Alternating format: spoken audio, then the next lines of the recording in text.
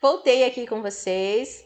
Agora nós vamos falar das fases da elaboração do PPP. Todas essas fases, gente, estão elencadas lá no documento de vocês, lá, orientações para gestores do PPP, tá? Então, a primeira fase diz respeito à mobilização e engajamento da equipe, né? Todos precisam saber o que é o PPP. Então, todos, quando eu falo de todos, eu não estou falando somente dos gestores e dos professores. Eu estou falando de todos, a comunidade escolar, né? Ela precisa estar consciente, né? Mobilizada e engajada. Todo mundo precisa estar engajado, precisa conhecer, precisa saber o que é o PPP, né? Porque eles é que vão participar da construção deste documento, todo mundo. A segunda fase diz respeito ao planejamento e organização.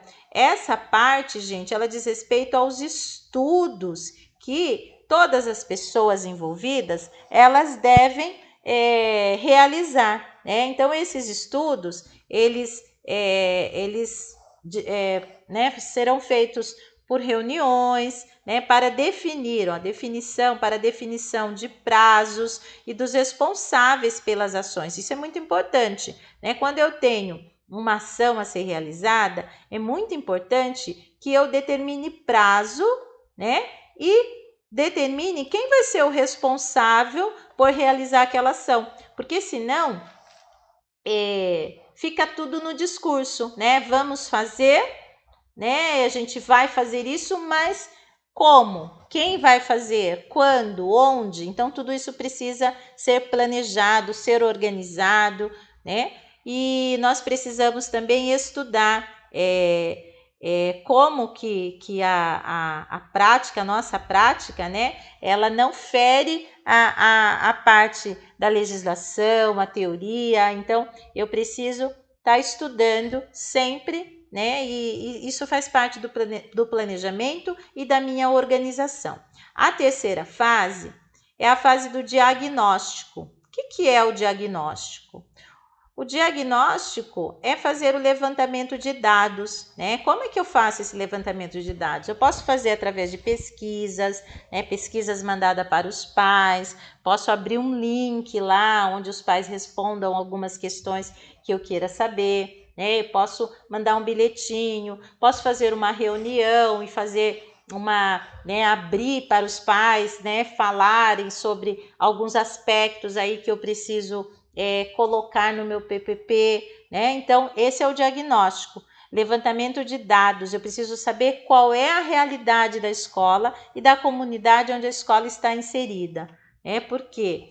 Por que isso acontece? Porque cada escola tem a sua identidade, né? E eu preciso saber qual é a identidade da minha escola. E eu só consigo saber isso através do diagnóstico, tá? A quarta fase é a inclusão da comunidade escolar. Eu preciso chamar, né, a comunidade escolar. Quem é a comunidade escolar? Os alunos, os pais e os outros membros da comunidade, né, que queiram, que gostem de participar, né, para participar da construção do PPP, tá?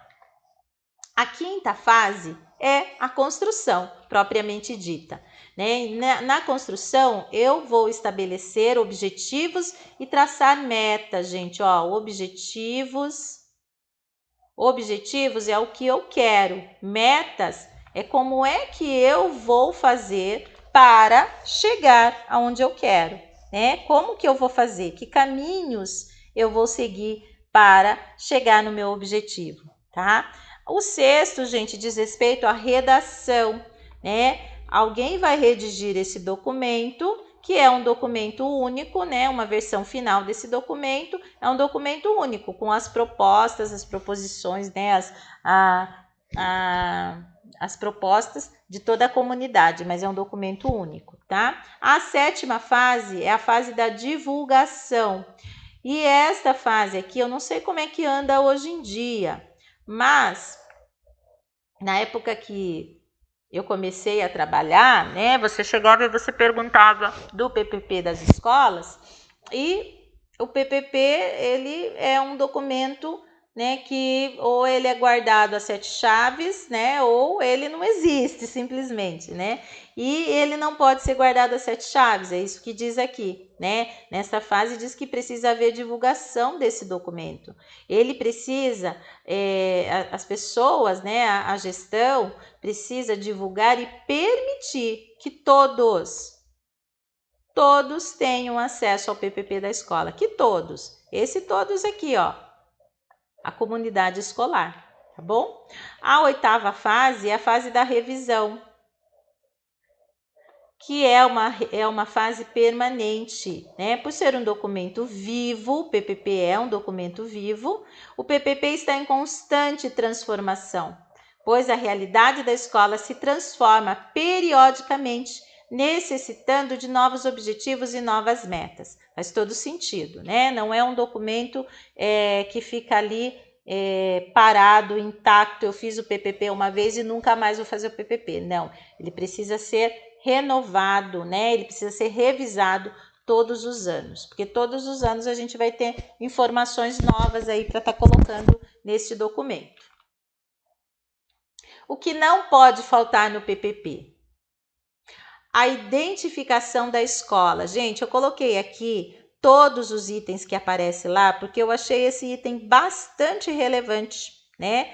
Pode ser que caia no concurso de vocês. Então, precisa ter nome da escola, a entidade mantenedora, o endereço, o CNPJ, o registro civil e também os nomes do diretor, do coordenador e demais membros da equipe pedagógica. Então, isso faz parte da identificação da escola, tá? A ambientação. O que é ambientação? É importante situar a escola em um contexto cultural, socioeconômico, como história da instituição, como surgiu, o que motivou a sua criação. Então, geralmente no PPP tem essa ambientação, né? O PPP ele é aberto com essa ambientação, tá? A história, né? Como surgiu, onde está localizada, qual a necessidade que tinha o bairro, né? Tudo isso.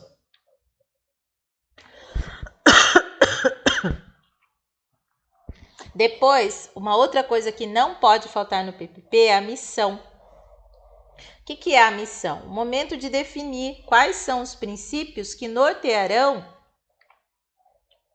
o trabalho da escola, em sintonia com as competências, de novo aqui, gente, da BNCC, né? Então, a BNCC, ela é balizadora, né? Ela que vai dizer, ela que vai ditar quais são as competências e as habilidades, né, que devem ser desenvolvidas. Então, eu preciso estar de olho na BNCC para eu fazer a missão aí do meu PPP, né? O ideal da escola e que o aluno pretende, que eu pretendo formar, né? Que aluno que eu pretendo formar nessa escola, né? Próximo, perfis. Traçar o panorama da clientela, alunos e responsáveis, e também dos quadros de colaboradores. Então, sabe aqueles documentos que às vezes a gente preenche, né, com relação à formação da gente, né? Então, ele é importante, esse documento, às vezes a gente recebe, né, para alimentar aí dados, né, da gente com relação ao Estado, né, mas às vezes não, às vezes é para colocar no PPP qual é a formação, né, quantos anos que a gente trabalha, todas essas questões é importante ter no PPP da escola, né, bem como, né, os dados da clientela, né, e dos responsáveis da clientela também, tá? Então, dos alunos e dos pais, né, dos responsáveis, onde trabalha, qual é a formação, né, esse tipo de informação que são relevantes, né, para traçar um perfil, né? A próxima, dados sobre aprendizagem. Então, esses dados aonde que a gente consegue números de alunos por turma, médias de notas, resultados simulados e taxa de reprovação. Então, a gente percebe aí toda a movimentação, né? É um documento realmente vivo, né? Quando a gente fala de dados sobre aprendizagem, a gente precisa estar alimentando esse sistema aí, pelo menos bimestralmente, né? Recursos disponíveis. Escrever detalhadamente os recursos físicos, materiais e humanos que a escola possui. Então, se eu quero alcançar um objetivo, né, eu já tracei as minhas metas, já sei o caminho, eu preciso agora pensar quais os recursos disponíveis que eu tenho, né? Que os recursos físicos, o espaço físico, os recursos materiais, recursos humanos, eu preciso elencar tudo isso, né, para eu poder, para eu saber se eu vou ter como, né, traçar, se eu vou ter como ir por o caminho que eu já tracei para alcançar o meu objetivo. Plano de ação. E aí, depois de tudo isso, né, eu tenho um plano de ação. O que é o plano de ação? É a concretização de toda a análise que foi feita durante o processo de construção do PPP. Os objetivos já foram estabelecidos, agora é hora de definir metas e estratégias reais de implantação de tudo aquilo, né, que eu objetivei. O meu objetivo é trabalhar com as minhas crianças, sei lá, para que elas saiam do segundo ano, todas elas lendo e escrevendo, né? Então, eu preciso criar metas, né? Definir metas e estratégias reais, né? Para que isso realmente aconteça, né? E aí, em que tempo eu quero que isso aconteça? Até o final do segundo ano, até o meio do terceiro ano, como é que o que está determinado ali, né? Então, essas metas, elas precisam ser claras, né? E estratégias reais para que a coisa possa realmente acontecer, tá? Sair do papel. Aqui deverão ser descritos prazos, isso é muito importante, responsáveis por cada projeto, recursos necessários, orçamentos, estratégias de mensuração, como é que eu meço, né, que a coisa realmente está andando, né? Em que momento que eu paro para dizer assim, não, eu estou indo na direção certa, ou não, eu já me perdi, então eu preciso voltar ao meu ponto de origem, né, para eu poder tomar o meu caminho novamente para chegar naquele objetivo. Então, tudo isso é importante, tudo isso faz parte do plano de ação. Fundamentação teórica e bases legais. Lembra que eu falei que o PPP ele vai servir de articulação entre as bases legais, né, entre a legislação, entre a teoria e a prática. Olha lá, é importante incluir no PPP um item que descreva as concepções teóricas,